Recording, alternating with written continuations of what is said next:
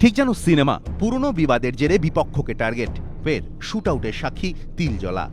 পিছু ধাওয়া করে ৩ দুষ্কৃতীকে ধরল পুলিশ। রাত তখন 11:20। তিলজলা রোডের বাড়ির সামনে দাঁড়িয়েছিলেন অমিত রায় ও রাজেশ রায় নামে 2 ভাই। তাদের দাবি, হঠাৎ সেখানে আসে 5 জন। তাদের মধ্যে রবি দাস ও কার্তিক চৌধুরী তাদের পূর্ব পরিচিত। দুপক্ষের মধ্যে বচসা শুরু হয়, তারপরই চলে গুলি। 13-10 ঝামেলা হয়েছিল রাজু রয়ের সঙ্গে, কালকেও বেল করিয়েছে, হাতাবাই করেছে, আমরা হাতাবাই করেছে, 5 জন ওরা ছিল। ওরা পালিয়ে গেছে 3 জন, 3টে ম্যাগজিন বার করেছে আর ফায়ারিং করেছে 4 রাউন্ড ফায়ারিং করার পরে আমরা বেঁচে গেছি। গুলির শব্দ শুনে চলে আসেন তিলজলা থানার টহলরত পুলিশ কর্মীরা। পুলিশ সূত্র খবর, তাদেরকে দেখেই ছুটতে শুরু করে 5 দুষ্কৃতী। পিছু ধাওয়া করে পুলিশ। বেশ কিছুটা দৌড়ানোর পর লালমাঠ এলাকায় ধরা পড়ে রবি সহ 3 জন। উদ্ধার হয় আগ্নেয়াস্ত্র ও 10 রাউন্ড গুলি। কার্তিক চৌধুরী ও নাদিম নামে 2 জন পালিয়ে যায়। আতঙ্কে 2 ভাইয়ের পরিবার, আতঙ্কে গোটা এলাকা।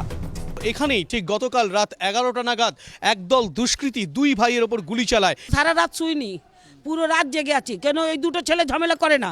আমরা শান্তি চাই। এরকম আমার ছেলেকে কালকে মেরে চলে যাবে, কোনো ঠিক আছে, বেল হলেই আবার ঝামেলা করবে।